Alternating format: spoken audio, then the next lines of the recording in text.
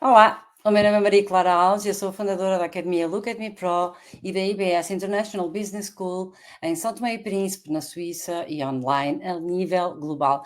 A nossa instituição opera nas áreas de formação, consultoria para empresas e ainda na formação e orientação e coaching de recursos humanos. Oferecemos formação pedagógica de formadores, modelo europeu e modelo lusófono, adaptado a cada realidade.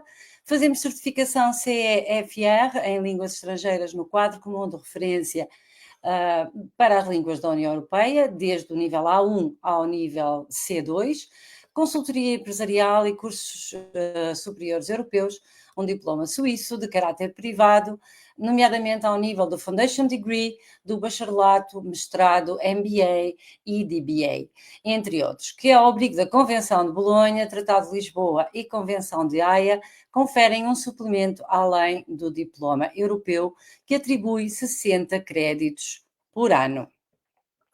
Na semana passada, iniciamos a terceira masterclass sobre a Primeira Guerra Mundial e hoje vamos falar da Segunda Guerra Mundial. Eu vou só verificar se está tudo a correr bem.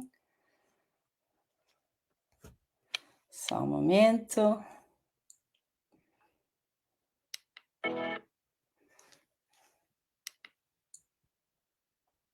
Penso que sim. Ok, perfeito. Então, bom, como é que nós podemos aqui, eu vou partilhar aqui a minha projeção. Bom, como eu disse, nós hoje vamos falar sobre a Segunda Guerra Mundial. Terminamos de falar sobre a Primeira e hoje vamos falar sobre a Segunda. E porquê falar de guerras e falar de Europa? Porque estamos, neste momento, estamos no fundo a ser alvo de estudo mundialmente. Temos guerras a decorrer, temos negociações em marcha, não sabemos o dia da manhã e é muito importante compreender as várias guerras para percebermos um pouco o que é que se está a passar. Portanto, podemos resumir desde já, nós podemos resumir desde já que, com alguma precisão, toda a história da Segunda Guerra Mundial, desde o fim da Primeira até ao final da Segunda. Os momentos mais marcantes, como é que tudo começou, se desenrolou e acabou. As pessoas, as nações mais envolvidas, as datas, os eventos marcantes. Portanto, podemos sim resumir de uma forma compreensível tudo aquilo que se passou durante a Segunda Guerra Mundial, após o término da Primeira. Mas antes de entrarmos na Segunda Guerra Mundial, era importante que compreendêssemos também que a Primeira Guerra ocorreu entre 1914 e 1918 e terminou com um armistício humilhante para a Alemanha, em que a Alemanha se rendeu. Morreram milhões de pessoas, ficaram muitos mutilados de guerra também. Isto foi um facto e esses mutilados ficaram assim para a vida, com marcas não só físicas, mas também psicológicas, não é? Portanto, então porquê estudar a Europa e as guerras mundiais então? Bom, porque o mais importante é compreender a União Europeia de hoje como uma organização-chave numa arquitetura europeia global que tem vindo a ser construída desde o final da Segunda Guerra Mundial na qual, portanto, intervém e ocupa um lugar muito específico. Esse é que é um facto, certo? Portanto, sendo assim, vamos então resumir a Segunda Guerra Mundial, que, para isso temos então que ir à primeira, não é? Portanto, qual foi o contexto pós Primeira Guerra Mundial? Entre 1918, mais ou menos, e 1939. O que é que aconteceu aqui? Bom, podemos dizer várias coisas interessantes. Podemos dizer que o fim da Primeira Guerra Mundial foi em 11 de novembro de 1918 e que deixou a Europa num estado de instabilidade política, económica e social. Depois tivemos o Tratado de Versalhes em 1919, que impôs duras condições à Alemanha, perda de territórios, reparações financeiras pesadas, desmilitarização da Renânia, portanto, no norte da Alemanha, a chamada Zona de Westfália, não é? E limitação do seu exército. Essas condições geraram ressentimento e crise económica na Alemanha e criaram o terreno fértil para o surgimento daquilo que nós sabemos que é o nazismo.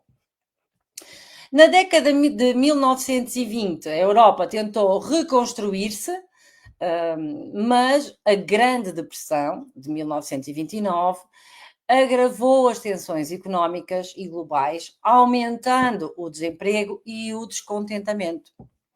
Portanto, na Alemanha, Adolf Hitler e o Partido Nazista, portanto, o Partido Nazi, ganharam muita popularidade e prometeram restaurar o orgulho nacional e reverter as humilhações de Versalhes.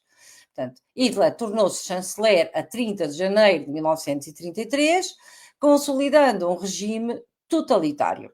No mesmo período, outros regimes autoritários emergiram, por exemplo, na Itália, com Benito Mussolini, que estabeleceu o fascismo em 1922, enquanto, por exemplo, no Japão, o militarismo crescia sobre o imperador Hirohito e líderes como Hideki Tojo.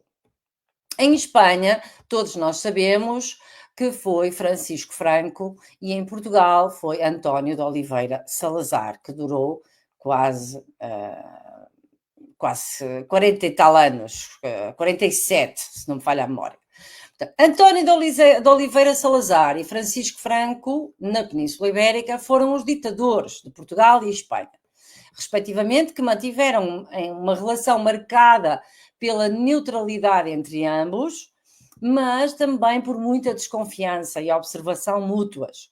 Portanto, ambos foram profundamente influenciados pelo catolicismo, mas tinham diferenças, nomeadamente no seu comportamento pessoal, como, por exemplo, Franco gozava muito de luxos, não é? E Salazar tinha uma vida muito simples e muito poupada. Havia esse contraste entre ambos, embora a filosofia fosse praticamente a mesma, mas havia esse contraste, não é?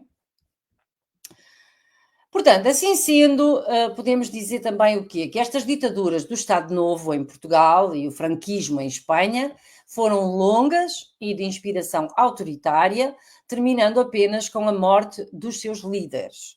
Portanto, Franco morreu de complicações cardíacas em Madrid, em 1975, mais propriamente novembro de 75, e em Portugal, Salazar, que morreu por consequência, supostamente, de uma queda de uma cadeira. Vamos acreditar que sim. Portanto, entretanto, a relação entre Franco e Salazar, portanto, eles assinaram em 1939 um tratado, o Tratado de Amizade e Não Agressão Luso-Espanhol. Este tratado visava preservar a neutralidade da Península Ibérica durante a Segunda Guerra Mundial, mostrando uma aproximação ideológica e de segurança entre os dois regimes.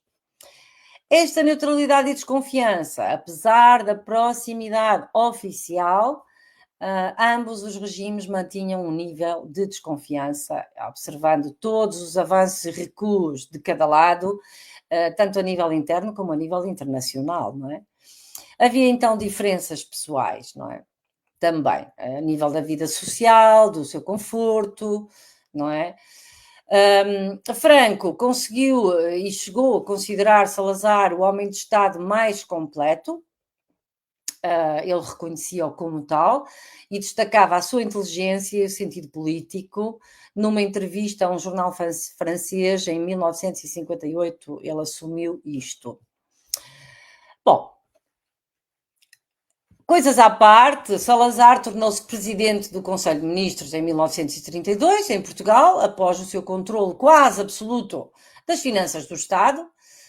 Franco, por sua vez, tornou-se o líder do movimento nacionalista na Espanha, culminando na Guerra Civil Espanhola, que terminou em 1939. Estas duas ditaduras de Franco e Salazar duraram décadas, moldando de forma muito profunda as sociedades da Península Ibérica, não é? O regime de Salazar terminou em 1968, quando sofreu supostamente essa queda e um derrame cerebral, e o Franco em 1975, então com problemas cardíacos.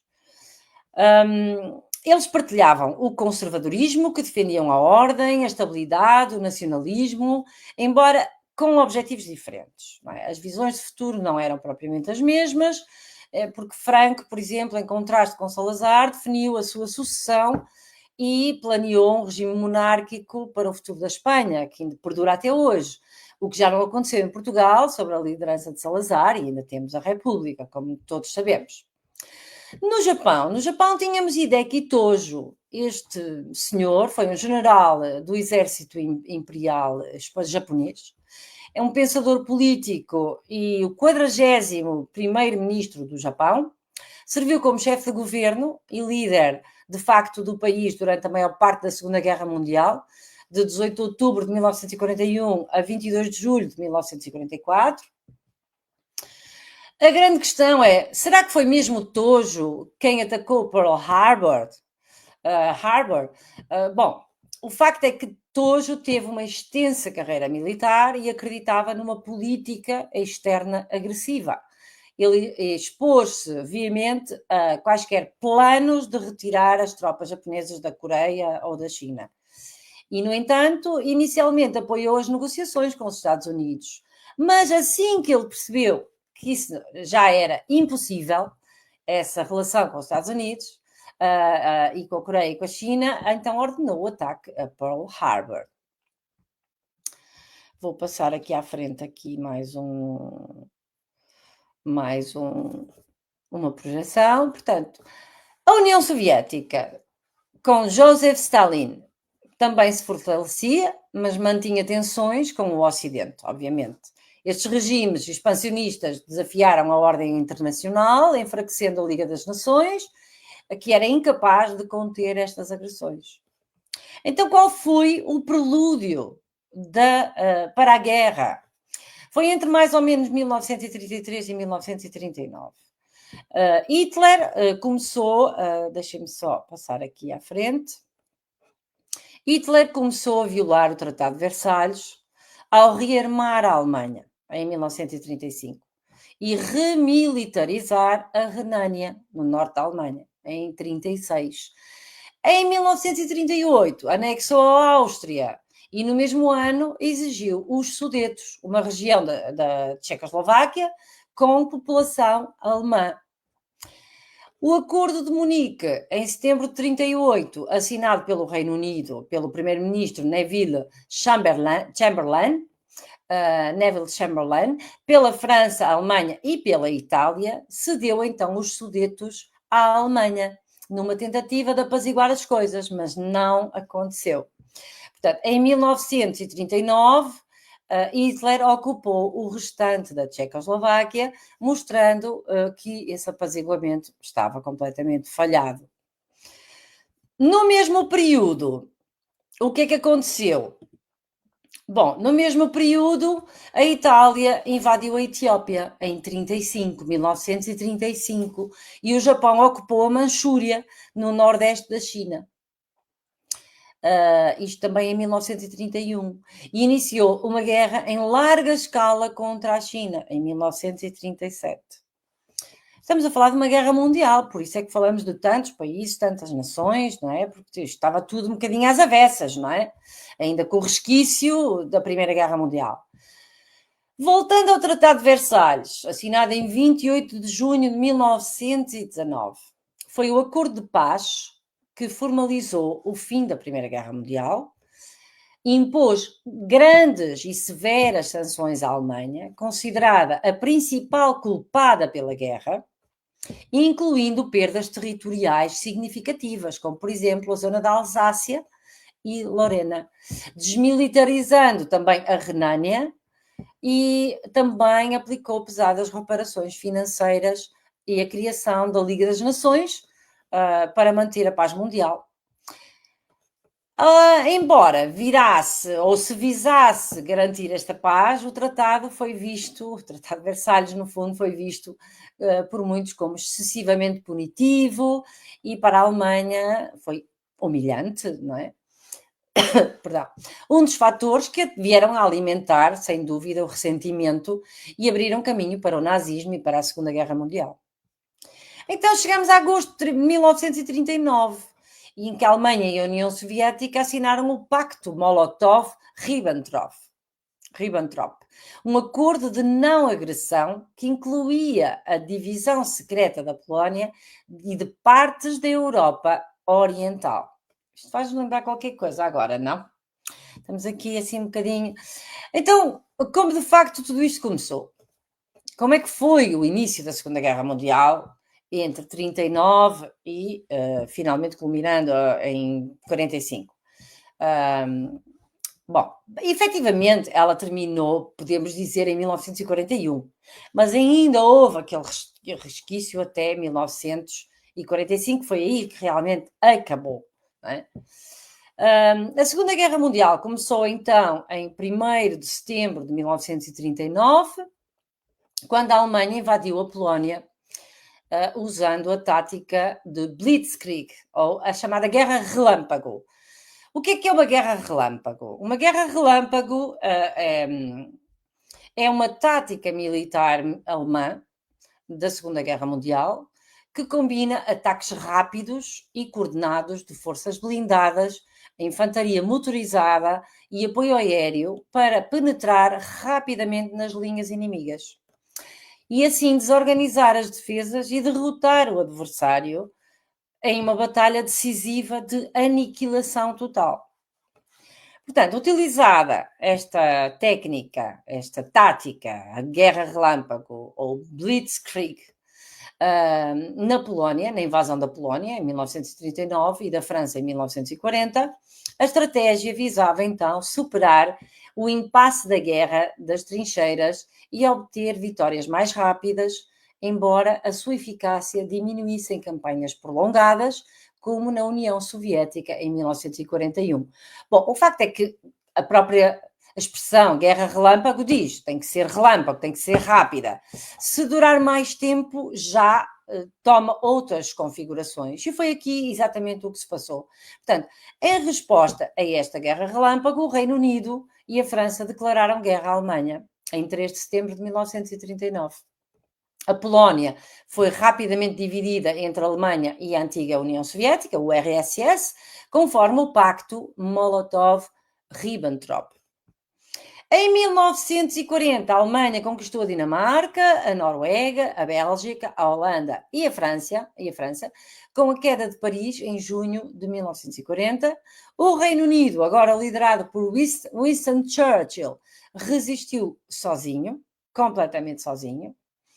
Houve a chamada Batalha da Grã-Bretanha, em julho de 1940, de julho a outubro, que viu Luftwaffe a tentar destruir a Força Aérea Britânica, a RAF, mas a RAF conseguiu prevalecer, frustrando completamente os planos da invasão alemã. Bom, para que se saiba também, algo muito importante ainda nos dias de hoje, Luftwaffe refere-se também às forças aéreas alemãs ou suíças, ou seja, às forças aéreas Wehrmacht, se o meu alemão está mais ou menos correto, de 1935 a 1945. A atual Luftwaffe alemã é uma força armada, atual, de hoje, armada de Bundeswehr, e é responsável pela segurança do espaço aéreo e pelo transporte aéreo. Portanto, a Força Aérea Suíça faz parte do Exército Suíço e tem tarefas semelhantes, como a proteção do espaço aéreo e o transporte aéreo. Voltando agora então à Luftwaffe e à Batalha da Grã-Bretanha.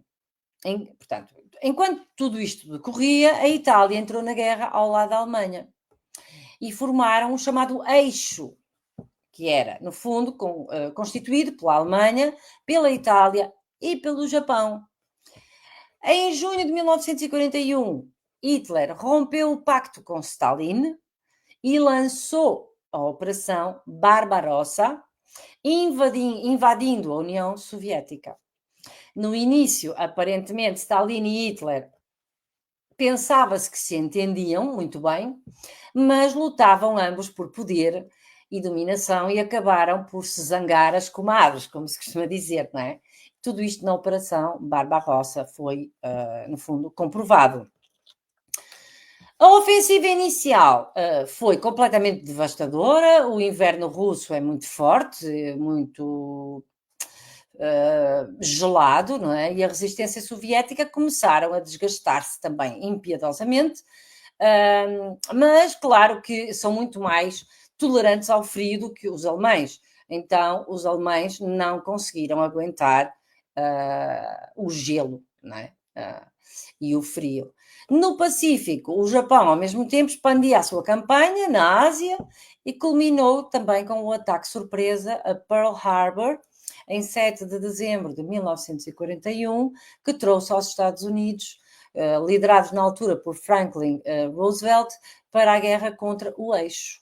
Como eu disse, o eixo é constituído por Alemanha, Itália e Japão. Quais foram os momentos-chave e figuras importantes entre 1942 e 1943? Bom, a guerra tornou-se global com dois grandes teatros, neste caso a Europa e o Pacífico. Em 1942, os aliados, ou seja, o Reino Unido, o RSS, os Estados Unidos e outros, começaram então a contra-atacar. Na Europa, houve a Batalha de Stalingrado, em agosto de 1942. Que durou até fevereiro de 1943 e foi um ponto de viragem nesta situação. Porquê? Porque o Exército Vermelho Soviético derrotou as forças alemãs, marcando o início do declínio do Terceiro Reich no leste. Isso foi um ponto de viragem total. No Pacífico houve a Batalha de Midway, em junho de 42, e foi uma vitória decisiva dos Estados Unidos contra o Japão, enfraquecendo a sua frota naval.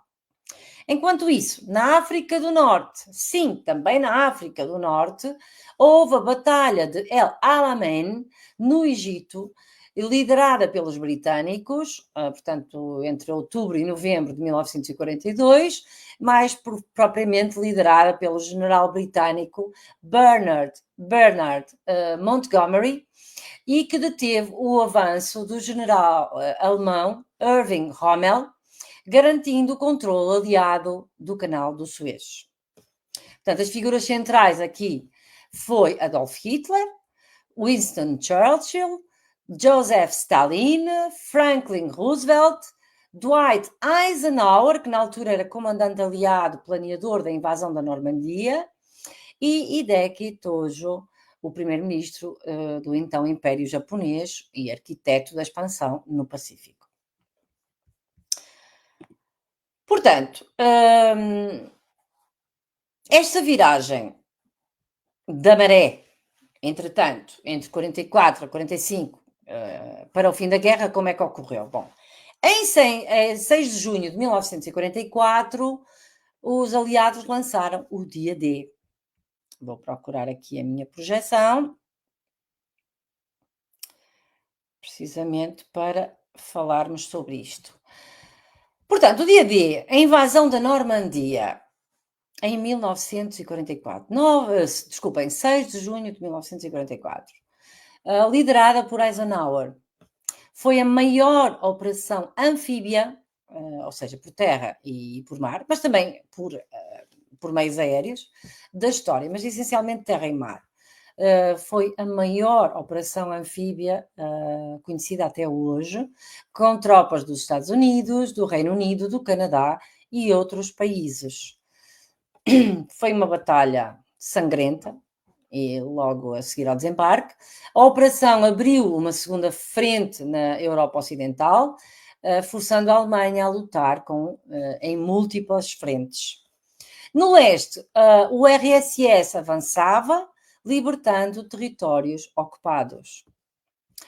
Como devem imaginar, a Europa, ou melhor, a União Europeia, hoje e na altura que foi criada a União Europeia, é a força baseada no carvão e no aço. Essa é a base da União Europeia e também do continente europeu, por consequência. Mas isso foi depois da Segunda Guerra Mundial, em 1951, certo?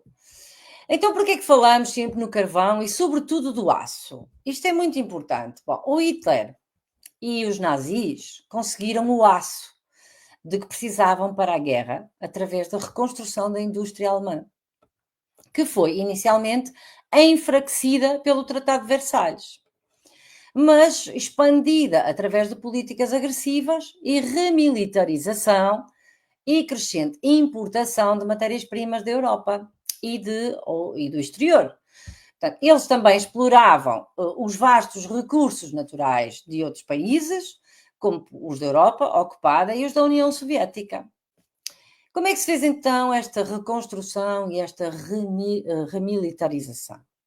Como é que Hitler conseguiu tanto aço, não é? Existem várias explicações óbvias e bem documentadas. Portanto, após a nomeação de Hitler como chanceler em 1933, a Alemanha iniciou um programa massivo de remilitarização, quebrando assim todos os termos do Tratado de Versalhes e reconstruindo a sua própria indústria de defesa. Ele focou-se na produção do aço. Então, a produção do aço foi uma prioridade para o regime nazi, pois era essencial para a fabricação, para o fabrico de, desculpem, ir buscar às vezes fabricação, porque eu falo francês e às vezes foge-me para o francês, para o fabrico de armamentos, tanques e outras máquinas de guerra. A Alemanha importava grandes quantidades de minério de ferro e outros materiais necessários para a produção do aço e de outros países, como os países nórdicos e outras regiões. E conforme a Alemanha avançava com as suas conquistas militares na Segunda Guerra Mundial, assumiu o controlo das regiões ricas em minérios também e outros recursos na Europa, o que permitiu o acesso a grandes reservas de aço. Esse foi um dos aspectos. Após a invasão da União Soviética em 1941, a Alemanha passou a explorar as vastas reservas de matérias-primas da URSS, aumentando significativamente o suprimento de aço e outros materiais. Portanto, os nazis buscavam a autossuficiência económica, o que os levou a investir fortemente na produção interna de aço e na busca por novas fontes de matérias-primas. Portanto, este regime tinha um controle total sobre a economia alemã e direcionava os seus recursos para a produção da guerra, priorizando assim a indústria do aço para atender às suas necessidades militares. Por estas razões, Hitler conseguiu chegar onde chegou, dado que o seu armamento estava sempre muito mais avançado do que todos os outros, porque ele tinha acesso a estas matérias-primas com mais facilidade e também tinha a indústria siderúrgica a funcionar em pleno. Portanto, Hitler também tinha aliados ocultos, um pouco espalhados por todo o mundo, nomeadamente também na Europa, e, por exemplo, podemos dar aqui um exemplo, que Hitler foi influenciado por Ford, não é? O Ford T, um carro americano muito barato que fez de Henry Ford o gênio industrial que nós conhecemos e um dos homens mais ricos dos Estados Unidos. O governo de Hitler também imprimia papel moeda para comprar aço, a fim de poder fabricar armas. E a indústria siderúrgica alemã, na época, era qualquer coisa muito à frente do seu tempo e a produzir a todo gás. Portanto, a Alemanha nazi utilizou também o trabalho escravo, essa era outra das vantagens, composto de prisioneiros e pessoas nos campos de concentração, não é? Os quais foram expandidos fortemente após o começo da Segunda Guerra Mundial. Portanto, podemos dizer que só na Polónia, por volta de foram cerca de 5 milhões de cidadãos, incluindo judeus japoneses, foram usados como mão de obra escrava durante a guerra. Entre os trabalhadores escravizados nos territórios ocupados, havia centenas de milhares que foram usados nas grandes corporações alemãs, enfim, como por exemplo a Thyssen, a Krupp, a Volkswagen, a Philips, a Siemens, a Bosch, a Blaupunkt, são tudo marcas, Benz, tudo marcas, a Junkers, e por aí fora, muitas marcas mesmo, que tiveram a mão escrava a trabalhar. Assim como, por exemplo, a empresa holandesa Philips, não é? Na altura, portanto, a Philips tinha capital maioritariamente holandês. Em 1944, a mão de obra escrava já equivalia a 1/4 de toda a população, de toda a força de trabalho alemã, com a maioria das fábricas alemãs possuindo um contingente enorme de prisioneiros.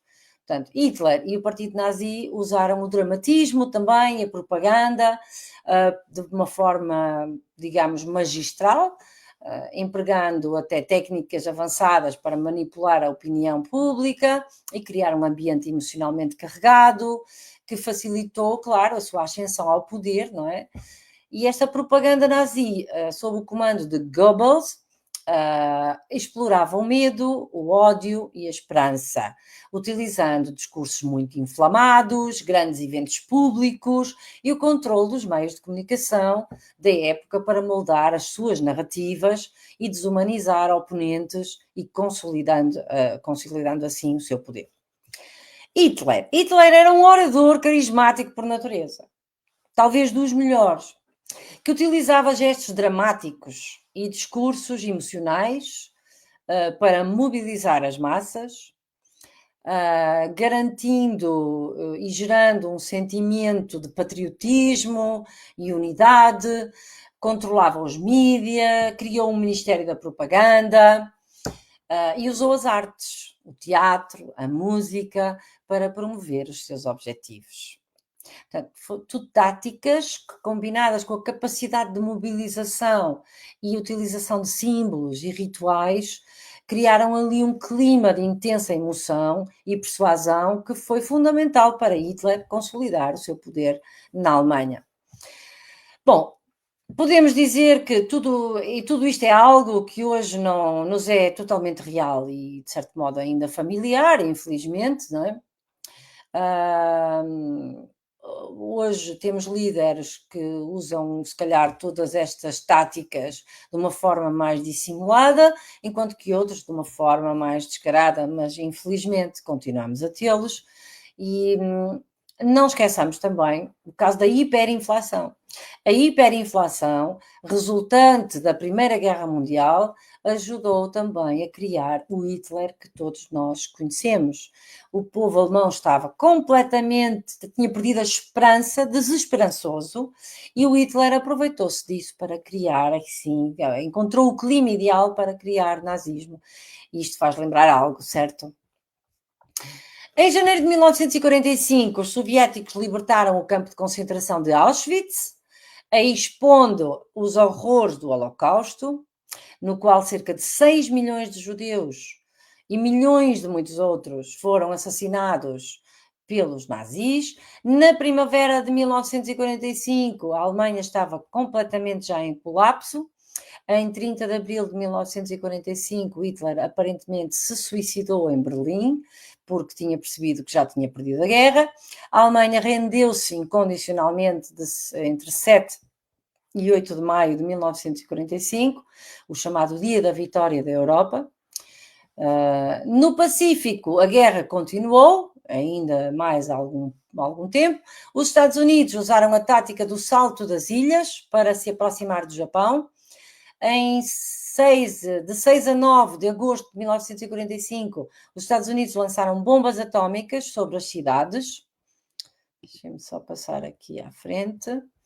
Portanto, lançaram bombas atómicas nas cidades, sobre as cidades de Hiroshima e Nagasaki, causando cerca de 200 mil mortes. dizem eles 200.000, talvez mais. Bom, o Japão rendeu-se em 2 de setembro de 1945 e assim foi encerrada a guerra. Daí eu falar que de 43 a 45 ainda houve aqui muitas coisas, não é? As datas mais marcantes destes eventos são, obviamente, o 1º de setembro de 1939, com a invasão da Polónia, que foi o início da guerra, propriamente dita. Em junho de 1940, a queda da França. De junho a outubro de 40, a Batalha da Grã-Bretanha. Em 7 de dezembro de 1941, o ataque a Pearl Harbor. Em junho de 42, a Batalha de Midway. De outubro a novembro de 1942, a Batalha de El Alamein. Em agosto de 42 a fevereiro de 43, a Batalha de Stalingrado. 6 de junho de 1944, o dia D da invasão da Normandia.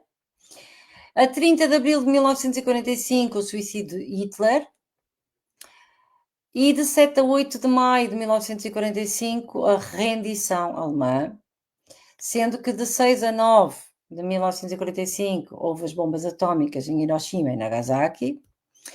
E em 2 de setembro de 1945, a rendição japonesa. Quais são as consequências, no fundo, em resumo, desta guerra? Bom, a Segunda Guerra Mundial resultou em cerca de 70 a 85 milhões de mortes. Na primeira foram mais de 20 milhões. Aqui quase triplicou. Triplicou mesmo, portanto, incluindo civis, militares, sendo o conflito mais mortal da história. A Europa e as partes da Ásia ficaram devastadas, completamente devastadas.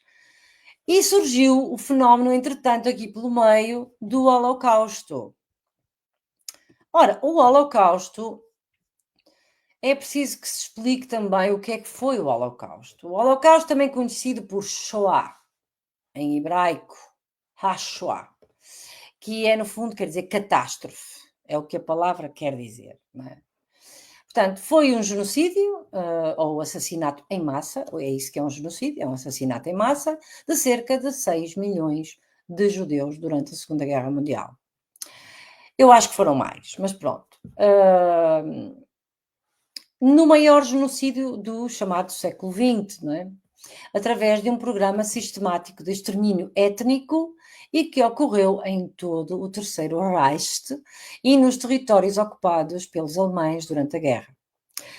Dos 9 milhões de judeus que residiam na Europa, antes do Holocausto, cerca de 2/3 foram mortos. Mais de 1 milhão de crianças, 2 milhões de mulheres e 3 milhões de homens judeus morreram durante este período.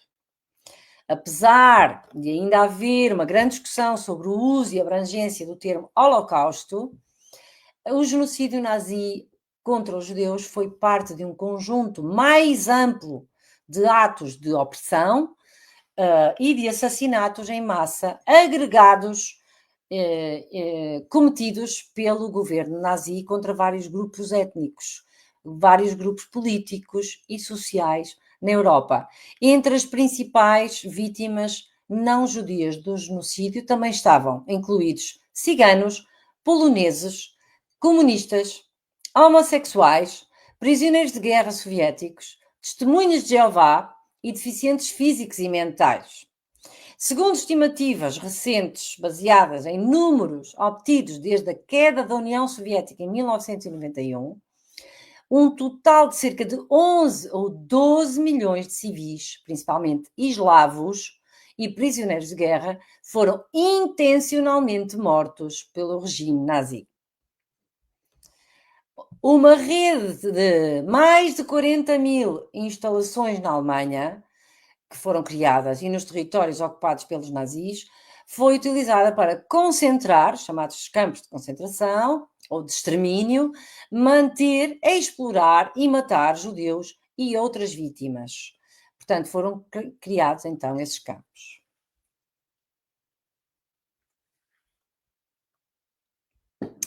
Os judeus húngaros, após desembarcarem dos comboios em Auschwitz II, na Polónia ocupada, em maio de 44, também foram incluídos nestes campos. Os que eram enviados para, por exemplo, para a direita, para a nossa direita, os Rechte, iam para os campos de trabalhos forçados, e os que iam para a esquerda, não é, Links, eram assassinados nas câmaras de gás, como vocês podem ver aqui nesta imagem. E tinham uniformes listados, reparem aqui nas riscas, não é? Tinham uniformes listados, e assim foi e continua, ou deveria continuar, tudo isto na nossa memória. Não esqueçamos também que às vezes parece esquecido que em 2007 entrou em vigor uma lei sancionada pela União Europeia que pune com prisão quem negar o Holocausto. Em 2010, a União Europeia também criou a base de dados europeia chamada EHRI, que em inglês significa European Holocaust Research Infrastructure, para pesquisar e unificar arquivos sobre o genocídio. A Organização das Nações Unidas, ou ONU, como vulgarmente costumamos chamar, homenageia as vítimas do Holocausto desde 2005, ao tornar 27 de janeiro o Dia Internacional da Lembrança do Holocausto, por ser o dia em que os prisioneiros do campo de concentração de Auschwitz foram realmente libertos. Portanto, quando é que acabou a guerra? Bom, entretanto, a ONU foi criada em 1945 para evitar futuros conflitos globais. Vamos aqui passar um bocadinho à frente disto, não é? Os julgamentos de Nuremberg entre 1945 e 1946 puniram os líderes nazis por crimes de guerra. A reconstrução da Europa foi impulsionada pelo Plano Marshall dos Estados Unidos e a descolonização acelerou-se então na Ásia e na África. Em conclusão, bom, a Segunda Guerra Mundial foi desencadeada por ambição expansionista do eixo, é preciso também que o digamos, alimentada pelos ressentimentos pós-Primeira Guerra e crises económicas. Envolveu líderes como, por exemplo, Hitler, Churchill, Stalin e Roosevelt, e foi marcada pelos eventos como, por exemplo, Stalingrado, o dia D e as bombas atómicas de Hiroshima e Nagasaki.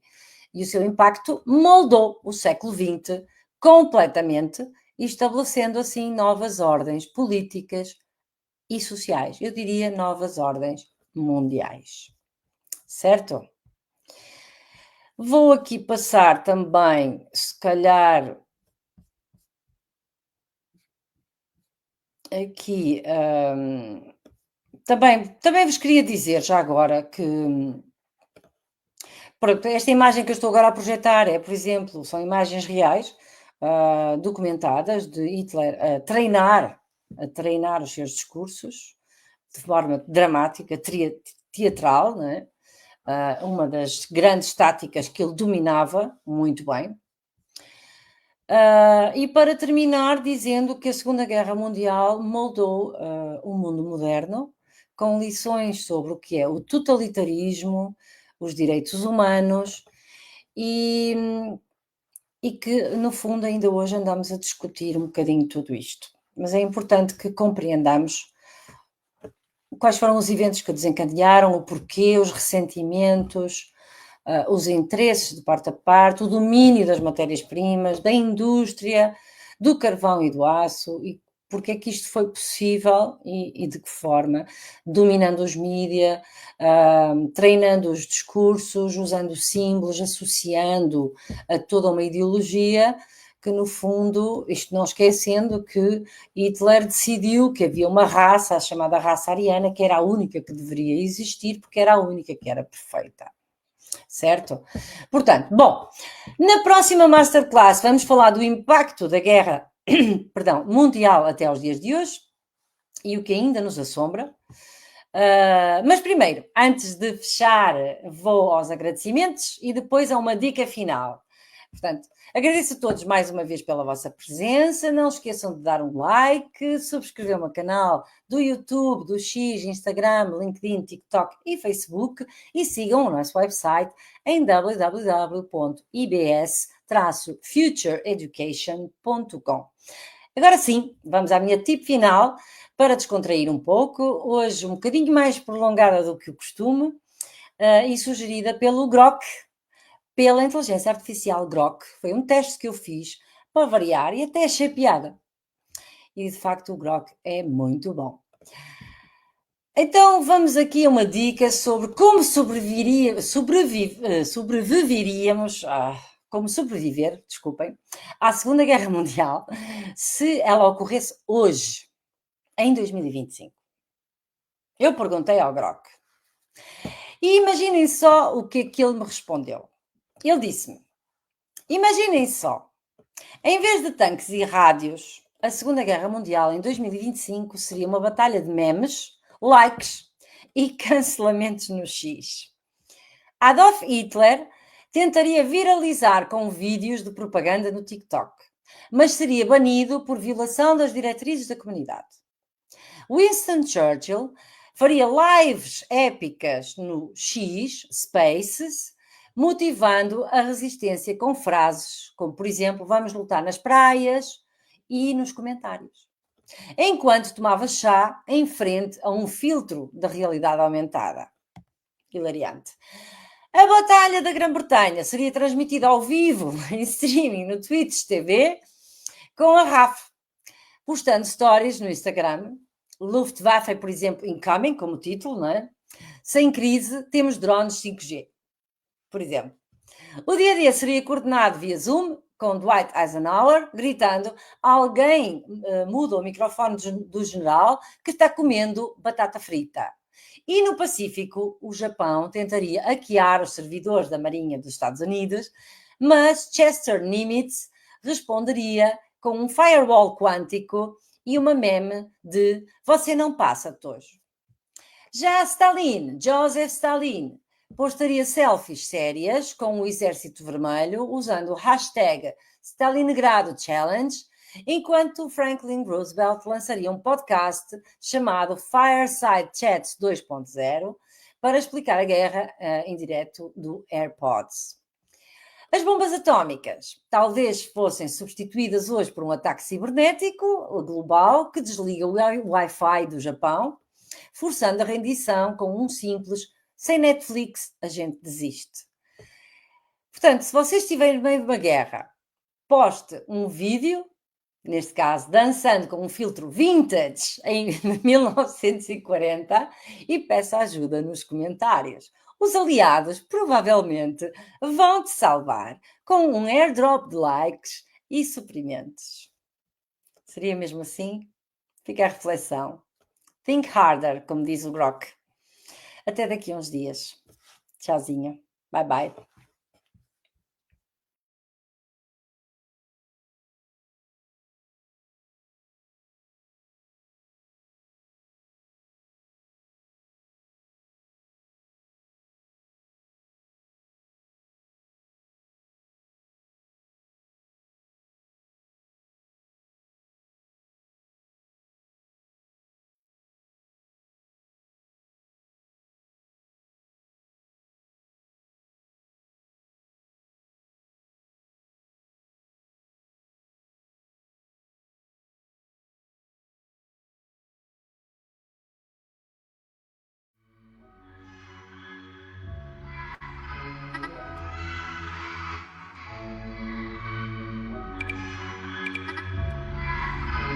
Every